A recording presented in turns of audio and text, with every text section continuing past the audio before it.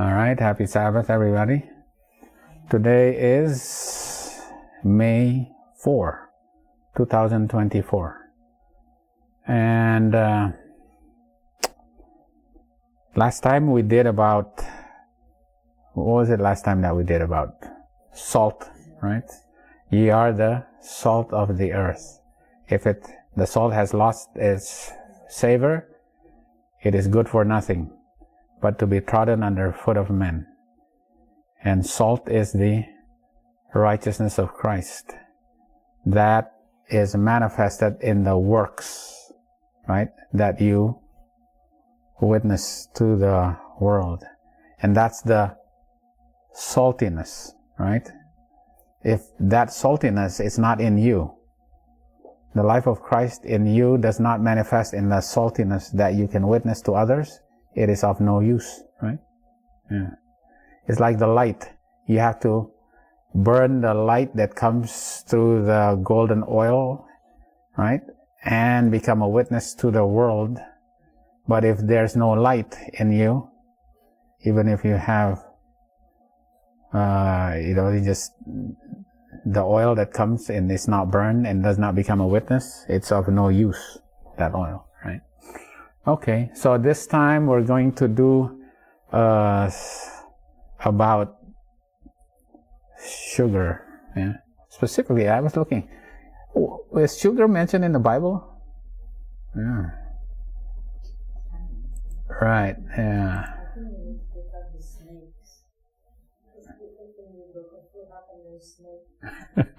That's because they don't know about the story of the Bible, right? So the sweetness of honey. Right.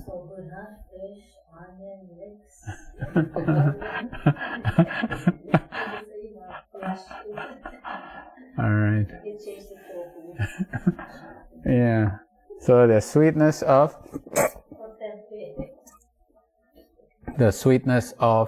honey. All right. Okay. Let's do where is the sweetness of honey first mentioned in the Bible? Okay. All right. Well, yeah. Psalms 119 verse 103. How sweet are thy words unto my taste, yea, sweeter than honey to my mouth. So the sweetness of honey is compared to what? The words, the word of God, right? Yeah, it is sweet, right? Proverbs, oh, there you go. My son, eat thou honey, because it is good, and the honeycomb which is sweet to thy taste. So you have to eat the honey which is good, and the word of God is good, and the word is good, and it tastes good, right? And here's Judges. Judges 14 is the story about Samson, right? Samson, he came to a field, and then he met a lion. What did he do with the lion? He killed the lion. And then the next day when he came back, there was a swarm of bees, right? And a swarm of bees. And there was honey already in that carcass, and he ate that honey, right? And then he said he wants to make a riddle, right? And the riddle goes, I will now put forth a riddle unto you. If you can certainly declare it me within the 7 days of the feast. Yeah? This is his wedding. He gave it to his friends, and find it out. Then I give you 30 sheets and 30 changes of raiment. And he said unto them, out of the eater come forth meat, and out of the strong come forth sweetness. Right? And that eventually they did get the meaning of that riddle. And how did they get the meaning of that riddle? They actually persuaded the wife, right? The wife, keep bugging your husband so he will give us the meaning of this riddle. And then they got the meaning of the riddle, and then he killed them all, right? Wow. Okay. All right. Ezekiel. Moreover, he said unto me, Son of man, eat that thou findest, eat this roll, and go speak unto the house of Israel. Eat the roll, eat the scroll, right? Eat the scroll. And then speak to the house of Israel, meaning understand what it says. So I opened my mouth, and he came, and he caused me to eat that roll. And he said unto me, Son of man, cause thy belly to eat, and fill thy bowels with this roll that I give thee. Then did I eat it, and it was in my mouth as honey for sweetness. Right. Yeah. That's in Revelation. This is in the Ezekiel, yeah? Ezekiel had to eat that roll, eat the word of God, and it was sweet in the mouth. But then after that, what did he have to do? He has to prophesy, right? He had to prophesy to the house of God, all right? Now, this is the Revelation 10, all right? And I went unto the angel and said unto him, Give me that little book. And he said unto me, Take it and eat it up, and it shall make thy belly bitter, but it shall be in thy mouth sweet as honey. And I took the little book out of the angel's hand and ate it up, and it was in my mouth sweet as honey. And as soon as I had eaten it, my belly was bitter. And he said unto me, Thou must prophesy again before many peoples and nations and tongues and kings, right? That little book is sweet as honey. What is that little book? Okay, I'm going to give you a quiz. What's the little book? Ellen White actually says what that little book is. What is that little book that is sweet in the mouth, but then when it gets to the belly, it becomes bitter? It's prophecy, right? You have to prophesy. What prophecy? Okay, I'm going to, if you remember, Daniel, okay, Daniel. Which part of Daniel? Daniel 11, okay, Jacqueline's got this.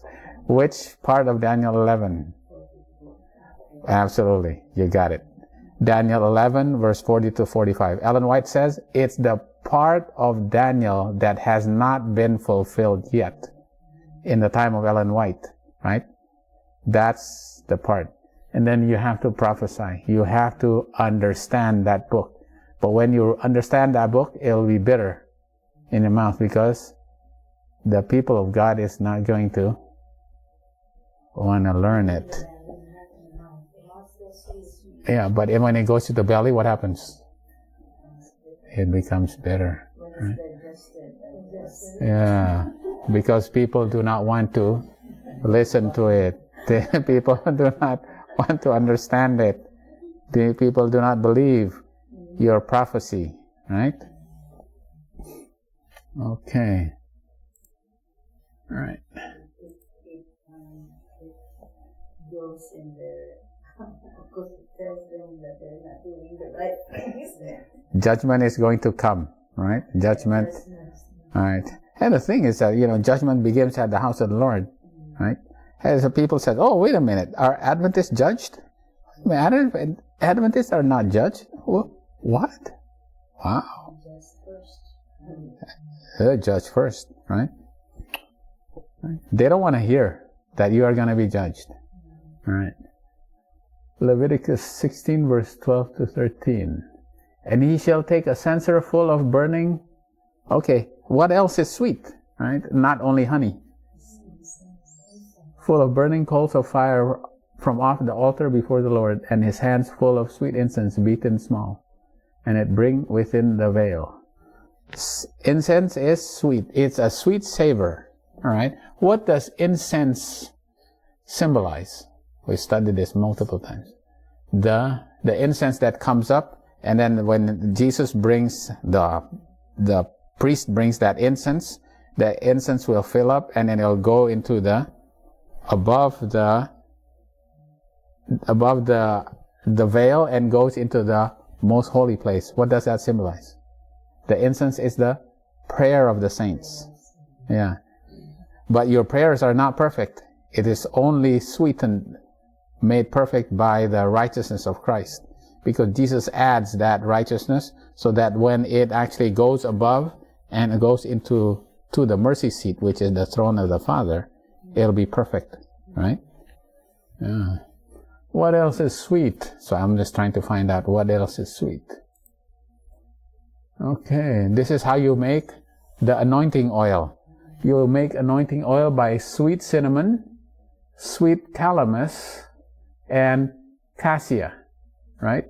And you take the sweet spices and you make it into a holy oil of holy ointment, right? And the sweet spices and pure frankincense, right? You make it into a holy ointment. Right? Ointment also means the holy oil is like the Holy Spirit, right? It symbolizes, right? Sweet calamus, sweet cinnamon. There's another one that, all these things we've studied, but there's another, something else that is sweet. That's in the Bible, actually. Jeremiah 6, verse 20.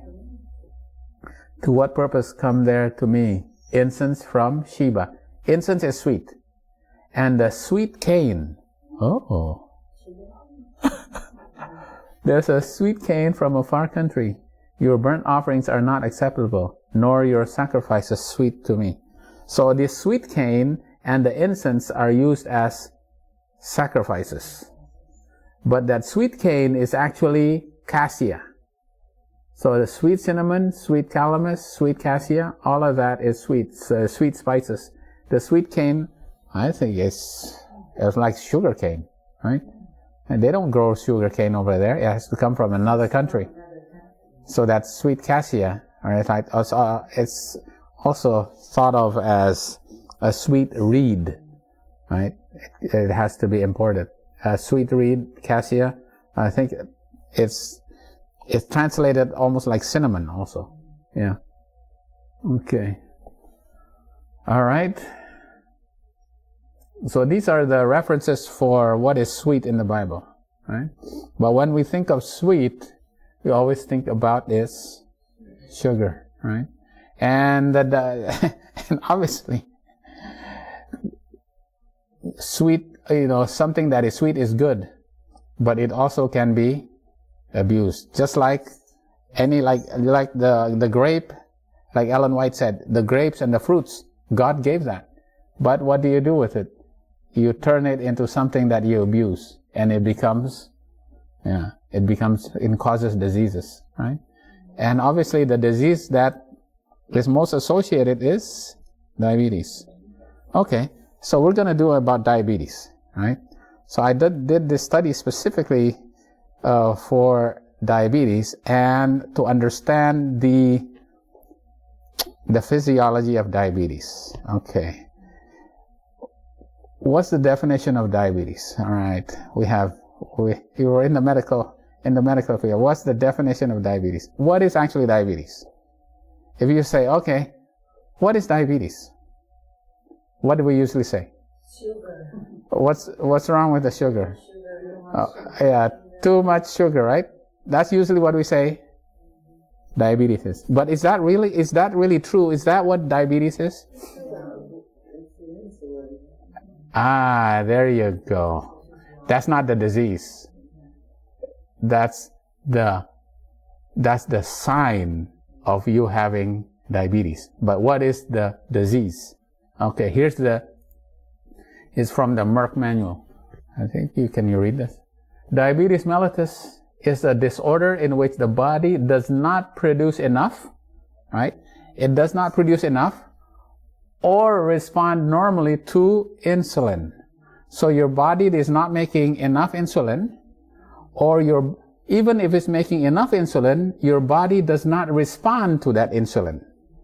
So if you're not having enough insulin, your body cannot react to the sugar, because the sugar needs to enter into your cells, right? And what opens the door for sugar to come in? Insulin. If you don't have enough insulin, sugar cannot be used up by the cell. Or if you have the key, which is the insulin, but the lock is not working, right? So the key is not opening up that lock. So you have enough insulin, but the cell is not responding to that insulin. That's diabetes. And because of that, what happens? Because the sugar does not get into the cell, what happens in the blood? The sugar goes high in the blood. That's why you have the high blood sugar. So is high blood sugar diabetes? No.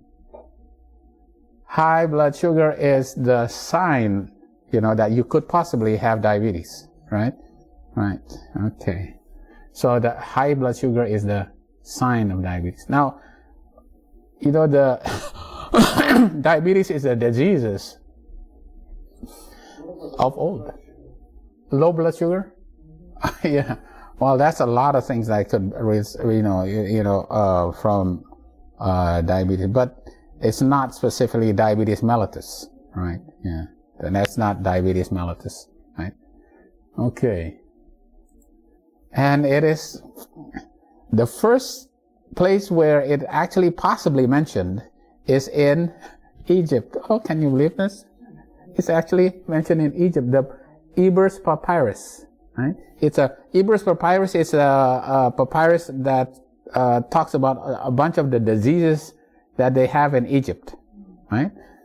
And, I was just thinking, when Moses went out of Egypt and he went to the desert and God gave him the health reform, and they came to the, Mara, and there was bitter water there, and he says, if you follow my statutes and my commandments, I will not give you the diseases of Egypt.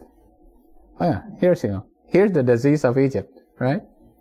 Of great interest to endocrinologists is the opinion that in the Ebers papyrus is the first known medical reference to diabetes mellitus. The reference is to a single phrase, right? To eliminate urine which is too plentiful, right? Yeah. Too much urine, right?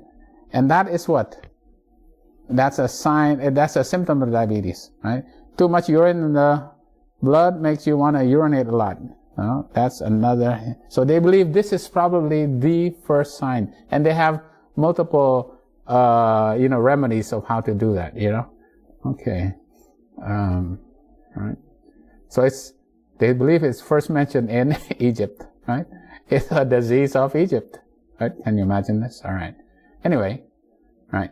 So they go, so what is the underlying cause then? What is the real problem? Okay, it's your problem with insulin, right?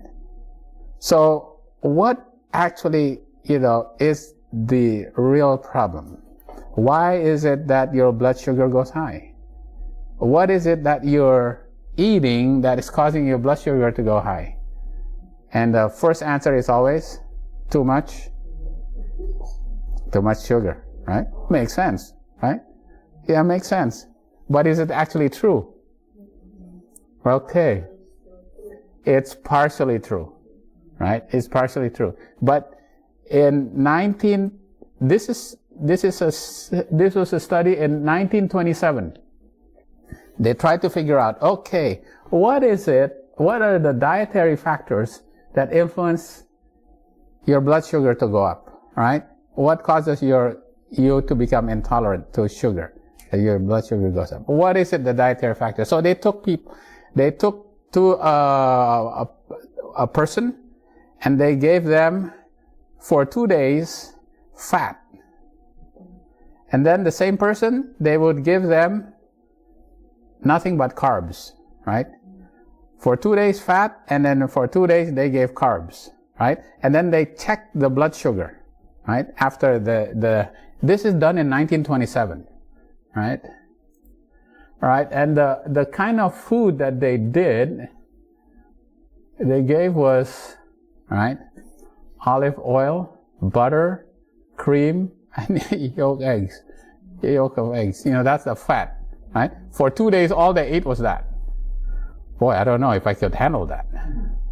And then for 2 days, they give this food: bread, oatmeal, white rice, even candy, banana, right? All carbs, all right?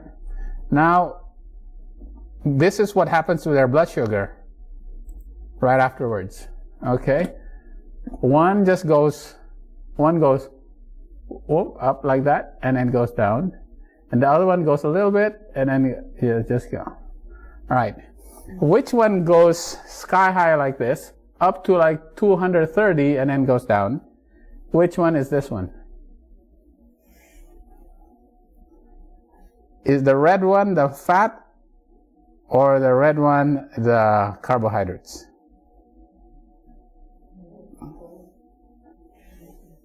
That's the fat.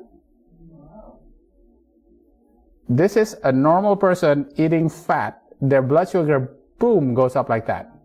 All they eat is fat. And this is what happens if they eat carbs, right?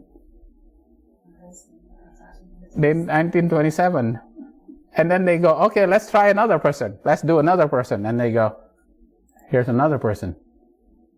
This is with fat, and this is carb. All carbs, all fat. All you eat is carbs, your blood sugar is like this. So what? They go, wait a minute, how could this be? They could not figure this out for the longest, right? Even until 70 years later, when they find out they can do this. All right, when the 70 years later, they found out they can do this nuclear medicine. NMR is what? Nuclear medicine radiology spectroscopic study, right? With an MRI, right? MRI. Now they can figure out what's going on inside a cell, right?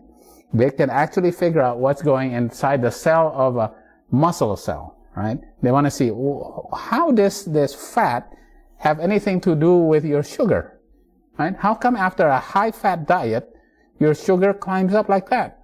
When you eat a lot of carbs, your sugar doesn't go up like that, right? What's wrong with, how is it that happens, right? The study found a negative correlation. This is in 1999. Almost 70 years later, they found this, right? The study found a negative correlation between intramyocellular lipid, the amount of fat inside your muscle, right, actually, right, influences how much insulin will work to get the sugar in. How much fat is inside your cell will cause your body not to accept blood sugar. So you can kind of think, wait a minute, the body is saying, well, there's a lot of calories already inside the cell. We don't need any more sugar in there. So you can think of it that way, right? There's a lot of fat in there already. We don't need any more calories in there. All right? Okay. All right. Now this is the animation or the graphics of how it actually works. All right? Okay. Right. This is the lining of this is the lining of this is the muscle, right? This is the outside of the muscle, right? This is the lining, right? This is the bilipid membrane. But anyway, this is the cell membrane, all right? This is outside, outside the muscle cell, extra. Intra is inside. This is inside, this is extra, this is outside, right? And you eat your sugar. So you got glucose outside, right? Okay? Glucose needs to go inside the cell for it to be turned into energy, right? Okay? But then you have what is called an insulin receptor, right? Yeah? To be able to go inside, you need an insulin receptor for the insulin to work. So, because your sugar goes up, your body now says, okay, and your insulin is made in where is your insulin made? In your pancreas, right? It's called the beta beta islet cells. The pancreas makes the insulin. So when your sugar goes up, your body says, oh, I need insulin, right? So you're making more insulin, right?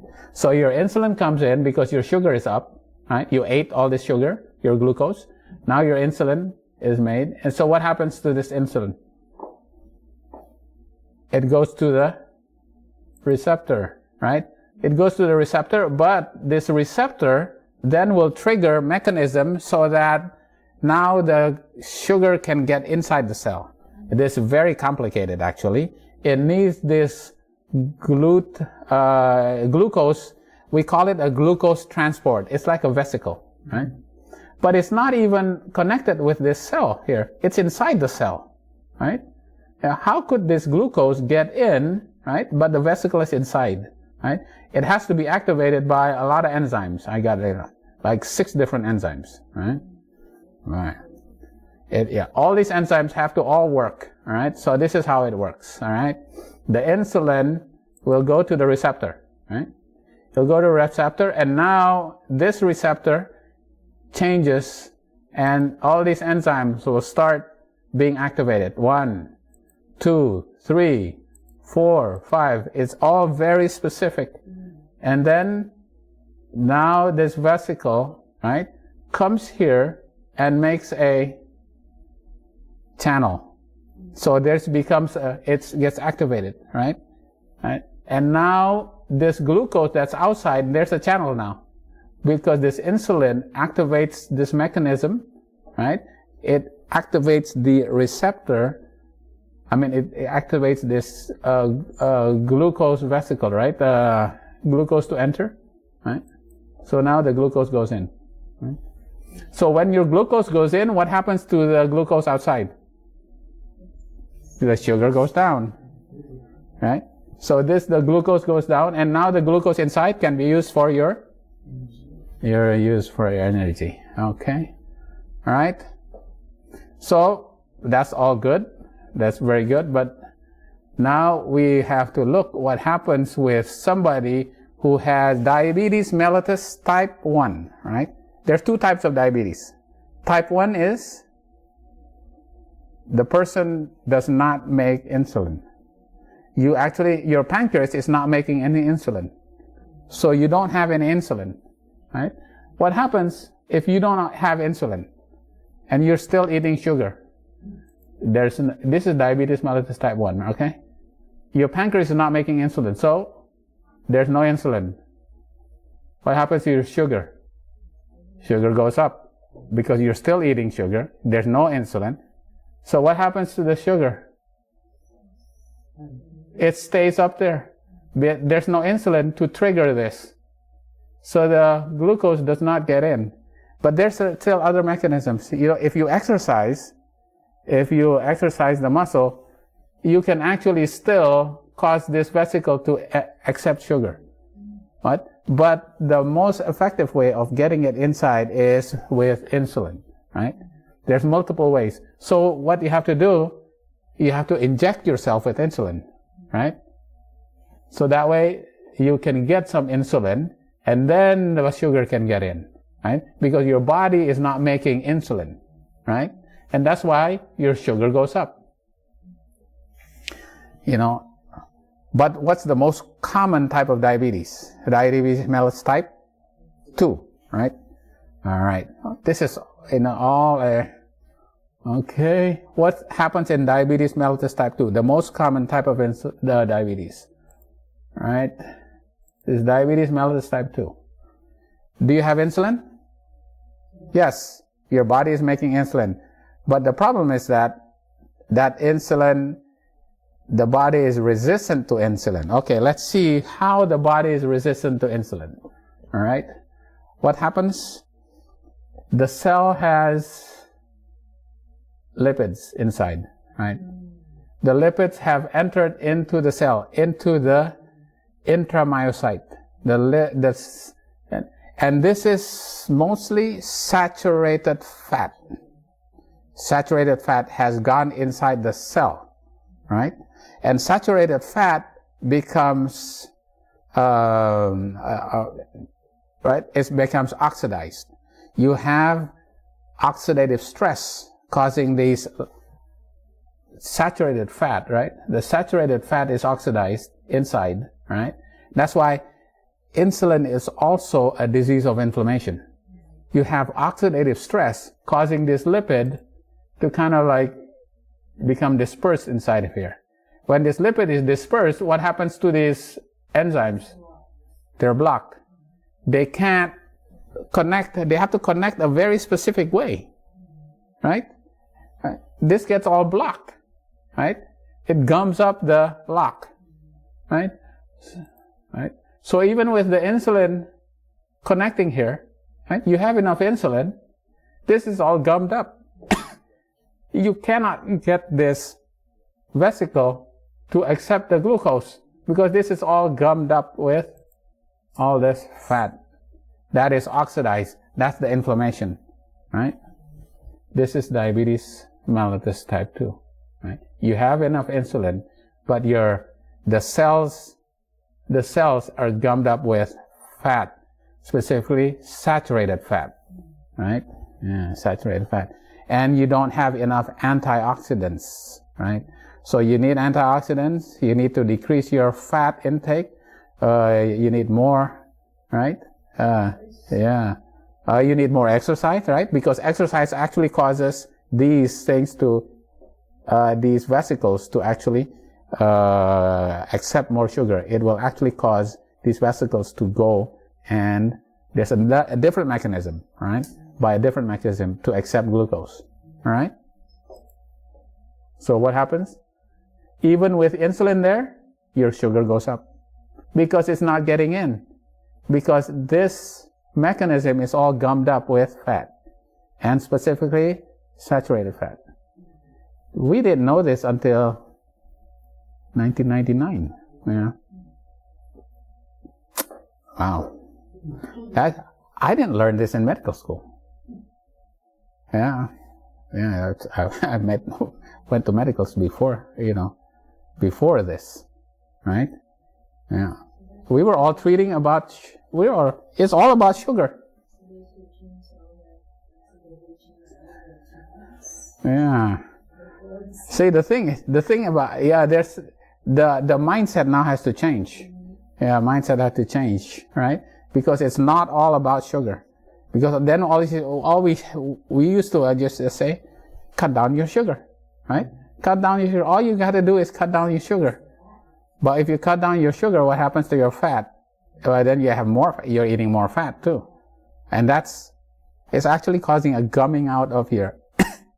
that's the underlying. That's kind of like the bottom line, right? Okay.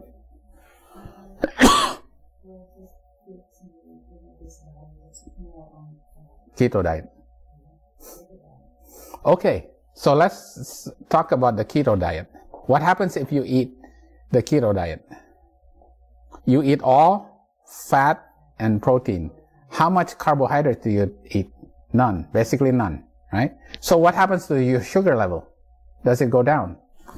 If you eat all this fat, it's gumming out the whole thing. What happens to your sugar level when it goes down? Your sugar goes down. So people said, I'm eating the keto diet, I'm losing weight, and my sugar is going down. But do you have diabetes? Do you have the gumming out of your intramyocyte cells? It's all gummed out. And what happens? Your cholesterol goes up. You still have insulin resistance. Your body is still resistant to insulin, even though your sugar is down, because you're not eating any carbohydrates, right? So you are reducing your blood sugar, but are you improving insulin resistance? No. You're just reducing your sugar level, but you're not reducing your insulin resistance. Your body is still resistant to insulin, and insulin resistance is more of you can say that insulin resistance is basically the definition of diabetes mellitus type 2, right? Insulin resistance, right? So keto diet does not improve insulin resistance. You are actually gumming this out even more. Your blood sugar goes down because you're not eating any carbohydrates, right? Oh, I'm not eating rice in the morning. Okay, right? So now this is what, now we gotta prove this. Now this is the theory, right? They see this, well, they see it with the MRIs, right? Yeah. Right. So now they have to. Now let's see a person who eats hamburger with fries and drinking soda. All right. Yeah. Hamburger with fries and soda. Okay. All right. What happens? The rapid impairment of skeletal muscle glucose transport phosphorylation by free fatty acids. Right away, the fatty acids, goes into the cell and right away causes insulin resistance, right? Before the blood sugar goes up. Free fatty acid causes insulin resistance by going into the cell, right? Free fatty acids, right? Phosphorylation, it goes into the cell and there's a rapid impairment. The muscle cell right away has difficulty handling insulin, right? Okay. The same authors here. Overnight lowering of free fatty acids. So if you lower the free fatty acids, if you increase fatty acids, right away, you worsen your insulin resistance. What happens if you reduce your free fatty acids? You improve insulin resistance in obese and non-diabetics, right? This is in 1999. So they said, okay, if you increase your fatty acids, insulin resistance improve. If you reduce your free fatty acids, your insulin, right? You improve your insulin, you reduce your insulin resistance, right? So when you eat this hamburger and you eat the French fries and you drink the soda, what is it that causes your insulin resistance? Is it the burger or is it the French fries? And this is a trick question. How much fat is in there? It's the fat. It's the oil in the French fries that causes insulin resistance. It's the fat in the hamburger. It's not the bun that causes insulin resistance. It's not the potato that causes insulin resistance. It's the insulin resistance is caused by the fat. But then when you eat that bun and you eat that potato, then your sugar goes up, right? Right. But your insulin resistance is triggered by the fat that you eat. So you got both. Well, there you go. Right? The way we treat this disease, diabetes, that you recognize this probably won't teach you. We tell you to, what to eat and not to eat, but they just give you drugs. Mm-hmm. Yep, they give you drugs, right? So this is the thing. So understanding this, the physiology of this is very important. Important. Insulin resistance. It's not the high blood sugar. It's not just the high blood sugar. Obviously, high blood sugar will cause problems. It causes damage to your cells. It causes your brain. It causes strokes. All the other potential problems. Yeah? But the insulin resistance is triggered by fat. All right. Now this is what. Okay. So how does that translate to the population? Right. It's in 2014 from the journal Nutrients. All right. And they say, okay, so if you eat saturated fat from meat, what is your risk of developing diabetes? And they followed 24,673 people living in California starting in 1960 in a very famous study of white Seventh-day Adventists. White Seventh-day Adventists in California, right? It is called the Adventist Mortality Study. This study has been quoted by so many scientists, right? Yeah, Neil Barnard. Oh, Neil Barnard knows this study very well. So many people. Greger. So many of these people who are teaching about plant-based diets know this study. It's the Adventist Mortality Study, AHS study, right? It was in front of one of the. Oh, here. Mm-hmm. Yeah, I know. I remember they were recruiting. They were, yeah. I looked at it. Oh no, I'm not gonna join. Anyway, yeah. I think at the test they will know. Yeah. Okay. Right, and so they compared. This is the Adventists, right? The Adventists who are non-vegetarians. Now, this is the diabetes prevalence in Adventists who are non-vegetarian, semi-vegetarian. Right, semi-vegetarian means you eat you eat a lot of vegetables, but you eat a little meat. Right, non-vegetarian basically you eat a lot of meat. Right, compare that to pesco-vegetarian. Fish, you eat fish, and then lacto-ovo-vegetarian, and then vegan, right? Look at the prevalence of diabetes. It keeps going down and down and down and down. Lacto-ovo-vegetarian is no milk. Lacto is milk, ovo is egg. So you eat fruits and vegetables, but you also eat eggs and milk, right? It's lacto-ovo vegetarian because all of these are considered vegetarian. So when you say vegetarian, wait a minute, what kind of vegetarian are you? Are you lacto-ovo? Are you pesco vegetarian, or are you semi-vegetarian? Pesco is fish. Fish. So eat fish. Right. So when you don't eat, you still eat fish with, it's still better. But if you go lacto-ovo, it's even better. But what's the best? Right? You reduce it. The odds ratio of developing diabetes, right?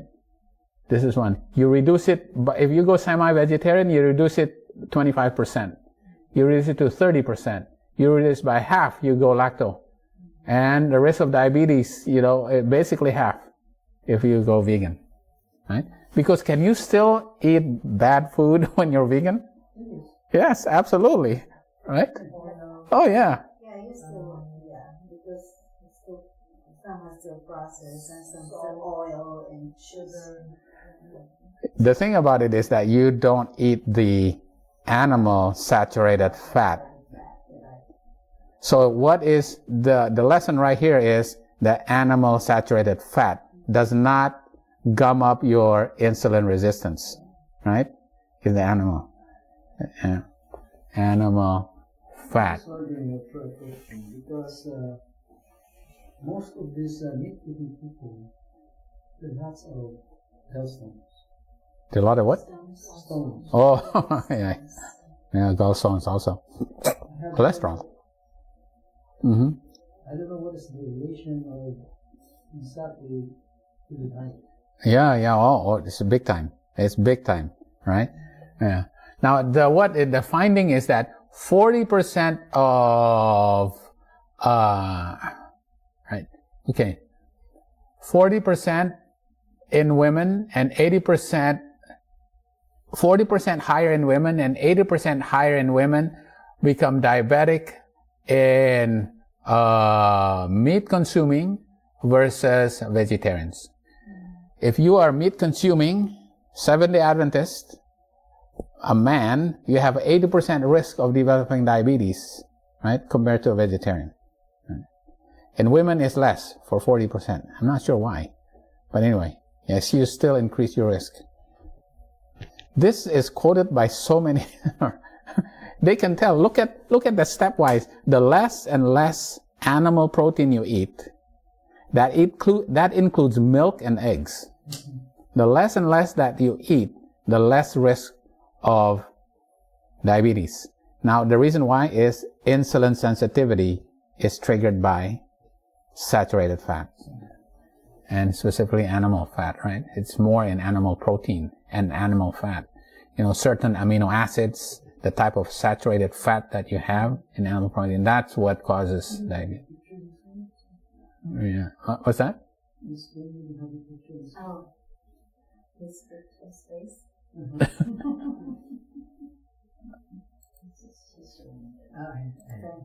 Oh, okay.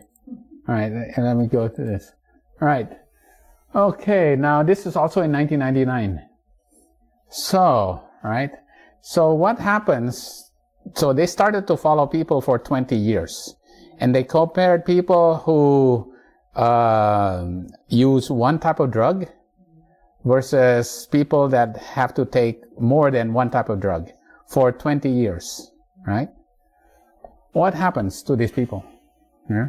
Most people who have diabetes, right, continue to have increased insulin resistance even though they take their medicines, their insulin. So for the half of them within 3 years have to take 2 drugs, right? They have to take metformin plus glipizide, and then they have to go to glipizide plus metformin, right?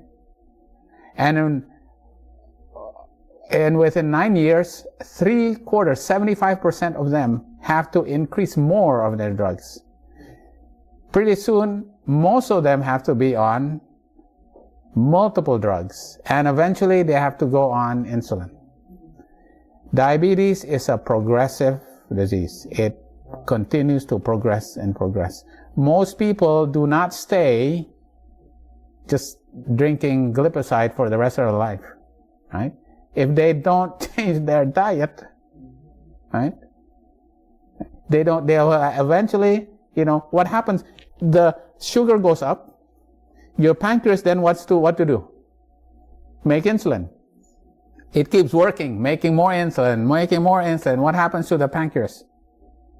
It gets tired and beta cells starts dying. Yeah, your beta cells starts deteriorating. Your pancreas starts making less and less insulin. Eventually you need more drugs, and eventually you need insulin. That's the progression of diabetes, because your pancreas eventually kind of gets tired, right? Wow. Okay, this one is, right, it's a progressive disease. This is what happens, right? Diabetes is a progressive disease, right? Because your body continually wants to make that insulin, right? Because it's just too much sugar, right? All right, yeah. The beta cell, see, the beta cell function, the function of beta cells. Initially, when you start taking medicines, beta cells work good, and then eventually, food goes down. This is if you're not with medicines. Your beta cells continue still go down, right? And this is an average. This is the average. No matter what, diabetes, whether you're on medicines or you're not taking medicines, diabetes is a progressive disease because your beta cells eventually get tired. It does not make any more. The pancreas is making less and less sugar. You continue to insulin. Your pancreas makes less and less because the pancreas basically gets tired of making insulin. We need more insulin. Our sugar is high. So pancreas gets tired. And then what happens? Then you have the problems. Then you have the macrovascular. Macrovascular is the blood vessels gets plugged up, right? Your feet starts getting blue, and it gets infected, and you can't get the infection healed up. So then you have to start cutting toes, right? What about microvascular? Your eyes starts deteriorating. Then you develop diabetic retinopathy, And then what happens in your kidneys? You start losing protein, and your kidneys starts to fail, right? And then the diabetes-related deaths, right? Years after, right?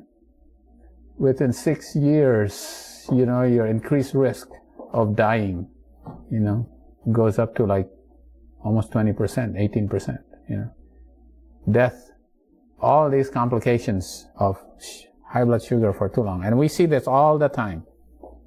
Oh, it's just amazing. It's more and more. It's not getting better. We're having more medicines, but people are not getting better. Right? These people take medicines, more and more and more medicines, but people are not getting better. Yeah. That was it, and didn't want to retire. There's no need to retire. There's so much work. Too much work. Yeah. And more volume, actually. But there's a new way of actually stopping the progression of diabetes. And it's bariatric surgery. Right? Bariatric surgery can actually stop diabetes if you don't continue eating. A lot of people continue eating, even bariatric surgery.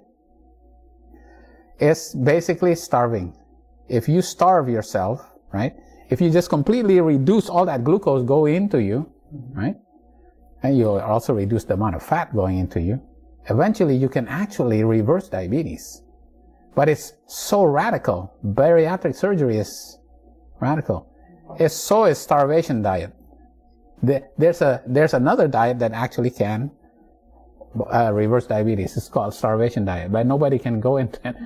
A lot of people actually die of the starvation diet. It can reverse diabetes. Bariatric seems like you not reverse diabetes.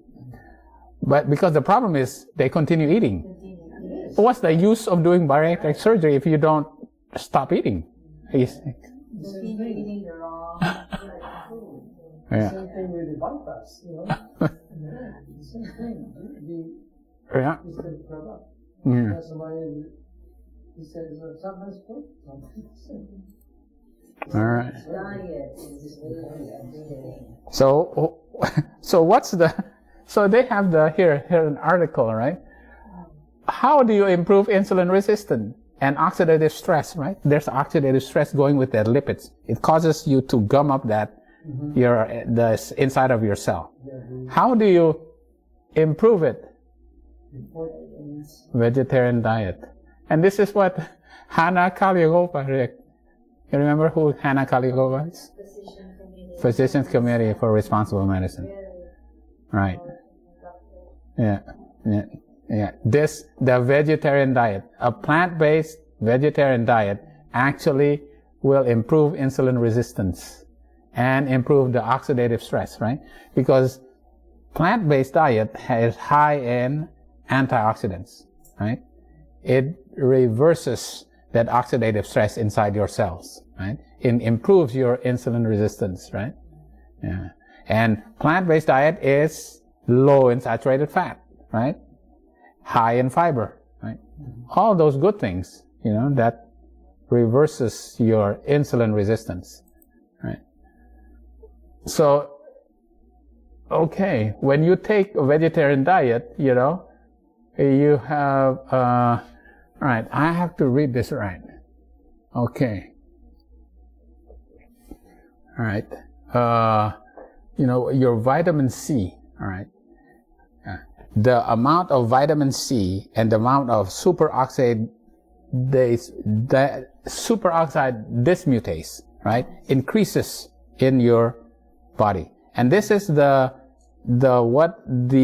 antioxidants that actually will improve your insulin resistance, will cause your blood sugar to go down, cause your insulin level go down, because the vitamin C and superoxide dismutase goes up when you eat a vegetarian diet, right? The oxidative stress. All right, let's read the conclusion here. Right? A calorie restricted. So you have to restrict the amount of calories, right? Vegetarian diet. And how do you, the thing is that they said, okay, you can eat as much as you want, right? It's not, but when you eat a vegetarian diet, what happens? You eat a lot of fiber. And what does that fiber do, actually? It traps the calories. So all your calories is not absorbed. A lot of it is actually flushed out. So even though you eat a lot, not all of it is actually absorbed in, right? All right. So a calorie-restricted vegetarian diet had a greater capacity to improve insulin sensitivity compared to the conventional diabetic diet over 24 weeks. 24 weeks, that's, what is that? Yeah, 6 months. The greater loss of visceral fat. Visceral fat. That's the problem with your visceral fat. That's the fat inside of you, you know. It's not the fat that's like hanging here. You know, the fat that, you know, that's all the way inside, yeah, inside with the you know, the viscera, with the viscera. It's not. So they said, okay, what if we do liposuction? Does that reverse diabetes? Absolutely not. Why? Because that's not visceral fat. That's peripheral fat, right? Doing liposuction does nothing to your glucose, you know, your insulin resistance, right? It's the visceral fat that's a problem. Right? The greater loss of visceral fat and improvements in plasma concentration of adipokines and oxidative stress markers with this diet may be responsible for reduction of insulin resistance, right? It's the oxidative stress markers, right? These are better, right, when you are on a vegetarian diet. Yeah, and also exercise further augmented improvements with a vegetarian diet. So it's not all just the diet, right? Yeah. Okay. This one, they took 13 patients who are glycemic, who have hemoglobin A1C. Now, less than 6 is normal, right? Everybody is above 6, right? Less than 7 is already better, but less than 7 is pretty good. But normal is less than 6, so everybody is elevated. Somebody's already as high as 12, hemoglobin A1C. And hemoglobin A1C tests for blood sugar over 3 months period, right? So it's not just right at one moment. It's a overall glucose control, right? And they put on the high nutrient density diet, and within 3 months, everybody's hemoglobin A1C went down to basically normal, and went down even, you know, less than 7, and most of them went to, you know, pretty much normal, right, by 7 months, right? Their weight also, all of them go down, right, within 3 months. They all go down to, oh yeah, look at this guy, BMI 35, BMI 45. Wow, that's very heavy, right? Normal BMI is obviously less than 30, you know, but ideally 25 would be, you know, 25 would be good, right? These people are most of them are obese. All BMI go down, hemoglobin A1C. And what kind of diet did they go? What is this high nutrient density diet? That was 2012, right? 2012, right? Okay, this is what they actually suggested. The basic recommendation, right? A green salad, right? A bowl of vegetable bean soup, all right? Seeds and nuts, right? 3 to 4 fresh fruits per day. 1 large steamed or stewed greens, mushrooms, onion, veggies, right? 1 serving of non-bean starch, that's like wild rice, oatmeal, or squash, right? But then they say, all right, but no oils, no sweets, no white flour. Yeah, I should put white flour, not white rice. Yeah? But then they say, but limiting animal products. There's still you still can eat animal products, but very little. Right? This is the type of diet, and with that diet, everybody's hemoglobin A1C went down. Everybody's BMI went down. Right? This is the diet. This is right from 2012. 2012. Right? Okay. Now this is where we go into oatmeal, because before the invention of insulin. Now, insulin was first invented in 1921, right? It was by Canadian scientists, and right away they won the Nobel Prize. Can you imagine? You know, this is like discovering insulin. Wow, that's amazing, right? Because prior to development of insulin and any diabetic medicines, how would you treat diabetes? How does one treat diabetes? It was first in 1903, there's a person by the name of Karl von Noorden. He treated diabetic patients with oatmeal. The treatment before insulin was oatmeal. Wow. But then they also found, in 1915, they said, okay, the starvation diet also works. But the problem is that nobody can stand the starvation diet. And some people actually died with starvation diet, right? But in 1903, they treated with oatmeal. But the oatmeal, it was still using some fat in it, right? But it was essentially oatmeal, right? So they did, now they said in 2018, they said, okay, let's try oatmeal, right? People with uncontrolled diabetes mellitus type 2, let's do a trial with oatmeal. In this crossover study, a 2-day oatmeal intervention in patients with uncontrolled diabetes. They're the type 2 diabetic, okay? Right? In uncontrolled, allowed for a highly significant reduction of required daily insulin while maintaining adequate metabolic control as compared to diabetic diet. If you have a diabetes diet versus oatmeal, right? The oatmeal is better, right? So they did a crossover. Crossover study is when they give oatmeal, and then after that, they give the regular diet, right? They see what happens, right? So if you eat oatmeal, you go down. But if you take a regular diet, then it goes up again, right? And then the other way around. Okay, you take a regular diet. Okay, it goes down. But if you want it, and then you go on oatmeal, you down even more, right? The beneficial effects of intervention might last for. The thing about it is, you took it for 2 days. You took oatmeal for 2 days, but the benefit lasts for how long? Weeks. Can you imagine this? This is amazing. You eat oatmeal for 2 days, the effect lasts for weeks. This is amazing. How does oatmeal, what's in oatmeal?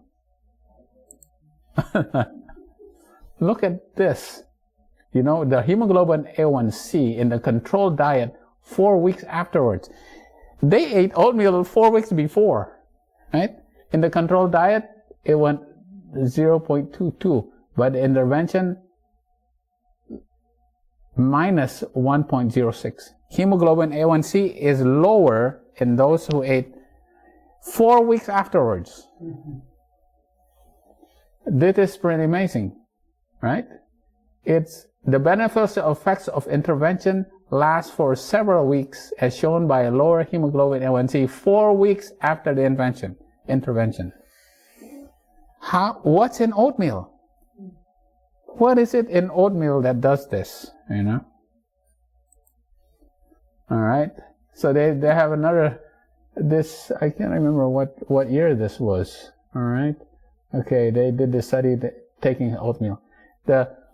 For one thing, eating oatmeal, you have low calories, right? So hypocaloric oatmeal is a cost efficient. Well, it's very cheap and easily to implement tool, right? It's an almost forgotten treatment of patients suffering from diabetes mellitus type 2. Von Noorden treated diabetics in 1903 with oatmeal, right? But now people said, you want to eat oatmeal? I'd rather take metformin. Oh, I'd rather take insulin. Oh, are you kidding me? Right? Oh, I'd rather eat my regular food and take my medicine rather than eat oatmeal. Right? Reviewing the current literature, the hypocaloric nature. So it's what? It's got to be low calories. So the secret is that it's low calories. And then also the high levels of beta-glucan. What is beta-glucan? It is soluble fiber, right? It's the fiber in oatmeal. And the low amount of saturated fat, right? Saturated fat actually triggers insulin resistance, right? And the animal protein. animal protein, right? The saturated fat comes from animal protein, and animal protein also is an oxidative stress, right? Yeah. So this is their recommendation. Right? This is the Van Noorden diet. It still had fat, the original Van Noorden diet. Right? Yeah, they still had some butter, but it also had vegetable albumin or 6 to 8 eggs. Right? But they actually did it for 1 or 2 weeks, 3 meals a day, hypercaloric interventions to reduce glycosuria and promote OA. Right? These people with diabetes mellitus type 2.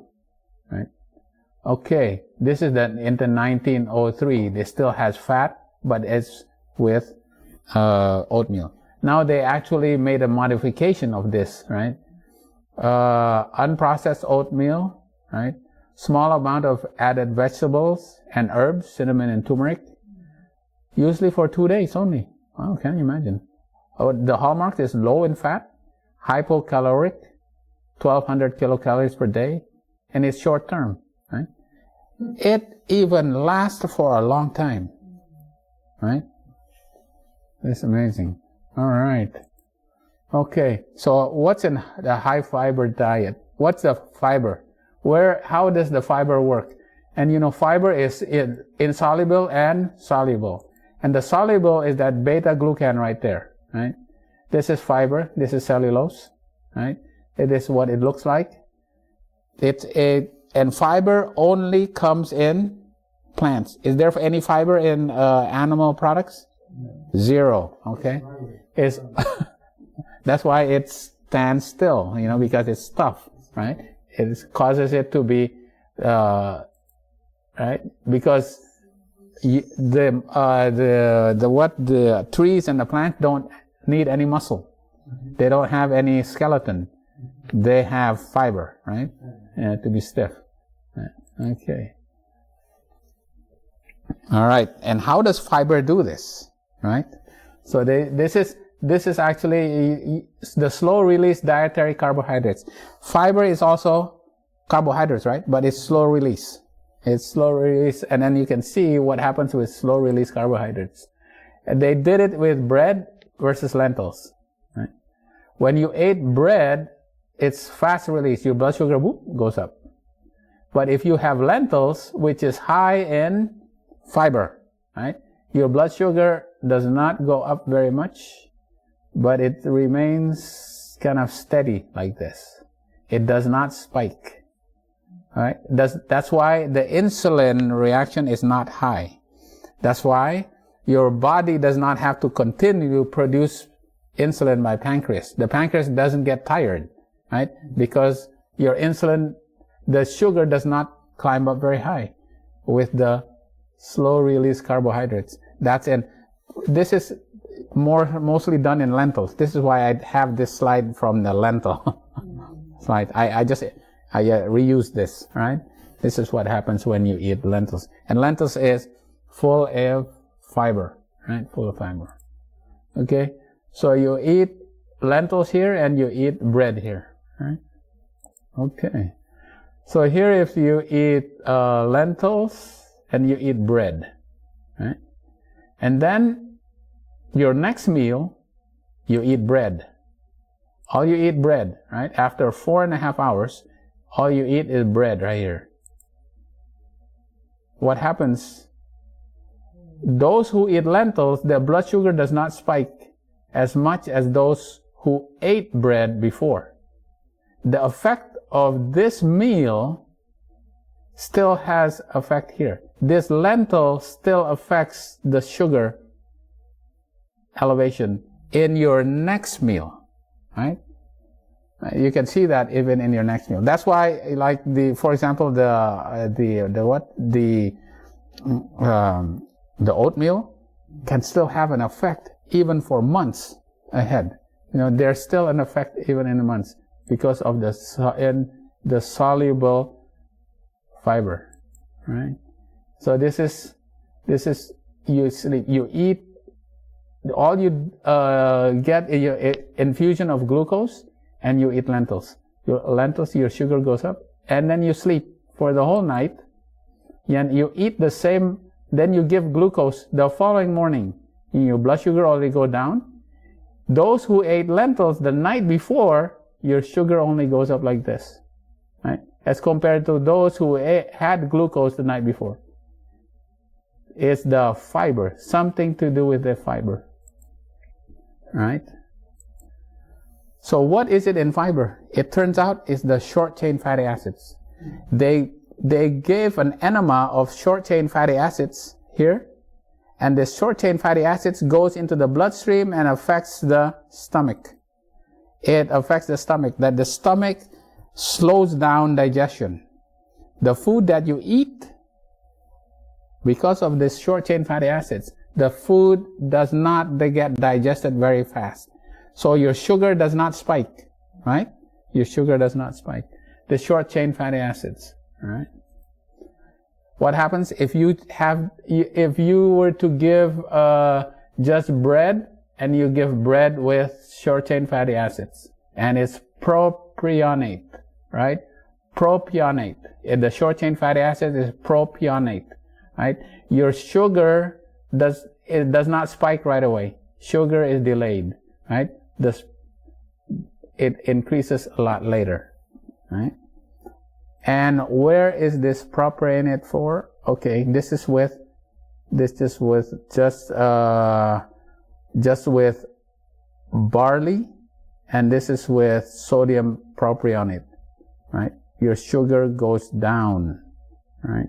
I mean, sorry, your stomach, right? The stomach emptying goes down, right? So you don't feel as hungry, right? Then you eat less, right? Sodium propionate results in lower postprandial glucose. Your glucose level goes down, your insulin response goes down when you have sodium propionate in your food. And how do you get this propionate? Fiber, right? Fiber is fermented by the good germs in your gut. And how do you get the more good germs in your gut? You eat plant-based diets. It increases the diversity of your microbiome.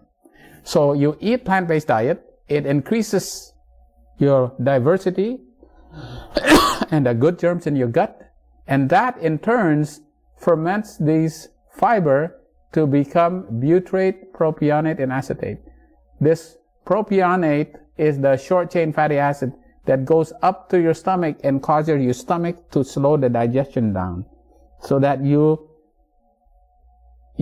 are not as hungry, right? Your sugar does not spike, right? All right. It's pretty amazing. Yeah? It's all the science behind it, okay? Right? But the butyrate also, butyrate not only is, this butyrate also is the food for the cells. So for the cells to remain healthy, it needs butyrate. Propionate is to actually slow down your sugar level and reduce your insulin resistance, right? Okay. Acetate, it actually goes to the brain. Acetate goes to the brain and actually causes your brain to feel more full. Satiety, right? That's good. I forgot about that, right? So now let's compare the grains, right? If you compare whole wheat with flax seeds, I have to put this. We've done this before, right? If you compare the whole wheat, flax seed with barley and rye, which is the best grain? Flax seed, right? It has all the good fats. Look at that. This is the omega-3. A lot of omega-3, right? It has a lot of protein, yeah, and has no gluten, right? Carbohydrates are low compared to it. Look at this, 28. It has a lot of fiber. Wow, compared to all of that, fiber is high. And phytoestrogen, lignin and I forgot the lignin. Lignin and isoflavones, right? Right. But now let's compare that to, what did we compare this to before? Okay, this is wheat, flaxseed, barley, all right, Okay. Barley looks almost like whole wheat or like wheat. And then rye. All right. Let's compare this to white rice and oats. Okay. White rice is not good. Even though it doesn't have any gluten, the carbohydrates are kind of low, but the fiber is also very low. Because where is the fiber in white rice has been removed? It's from the hull, right? It's all been removed already. But look at oatmeal, right? That's the fat, and it's omega-3 also. The protein is good, and there's no gluten. Carbohydrate is low, right? Look at it. Its carbohydrate is low, but still you have the fiber. Okay. How this does it? Yeah. And then I had to actually put brown rice by request. How does it compare to brown rice? Brown rice definitely better than white rice because it has the protein. Because the brown rice and the protein is in the germ, right? And the fiber, right? Still not very much fiber, but the fiber is in the hull, right? All right. Oh yeah, the carbs. Yeah, the carbs still because of the fat. Yeah. Oh, wait a minute. Carbohydrate is no fiber. Carbohydrate and fat is different. You still have carbohydrates also. That's in the hull and the germ. Mm-hmm. All right. But what makes oatmeal so good is because it's cheap. Right? It's easy. Right? And it's low in calories, high in fiber, soluble fiber. Obviously, there's no animal protein, lots of, and then you have an increased amount of antioxidants, right? But the secret is to combine it with flax seeds, right? Combine it with flax seeds. And that's where I think you get the most bang for your buck, right? Right? And where do you get flax and oats combined? In the Bible, Exodus 9, verse 31 and 32. And the flax and the barley is the first fruits, right? Because they're already ripe. But the wheat and the rye are not ripe yet. So the flax and the barley is the first fruits, right? It actually is a symbol for Jesus, right? Jesus is the first fruits, and the first fruits is flax and barley. So the first food that you have to eat in the morning is oats with fruits plus flax. All right, there you go. Yeah, but you have to grind it, And that's biblical. The first food that you have to eat is oats, which is like barley, right? Plus flax and fruits. This is our staple diet. You reduce your blood pressure, you reduce your cholesterol, you reduce your risk for diabetes, and you last long. As far as your satiety goes, right? You tend to eat less at your lunch. And this is why you last longer so that you can actually tolerate doing intermittent fasting. And intermittent fasting is like time restricted eating. So you eat for the duration of 10 hours, right? And the rest of 14 hours you are fasting, all right? That's when you recover, right? And that's why oatmeal is so good, right? Yeah. But I think for us, adding what is written in the Bible right there, your first fruits is oatmeal and flax, right? The first meal is oatmeal plus flax with fruits. berries and strawberries. All right. They put honey in it. We sometimes put honey in it, but eventually you get used to it. You don't even need the honey anymore. Eventually, the fruit is already sweet. The fruit is sweet. All right. Okay. And that is a more sure word of prophecy. Okay. All right. So that's my sugar and diabetes presentation. I think, I have some presentations to give, as I'm going to include this as a presentation because, I usually try to ask, what kind of diseases the people have. Boy, diabetes is obviously there,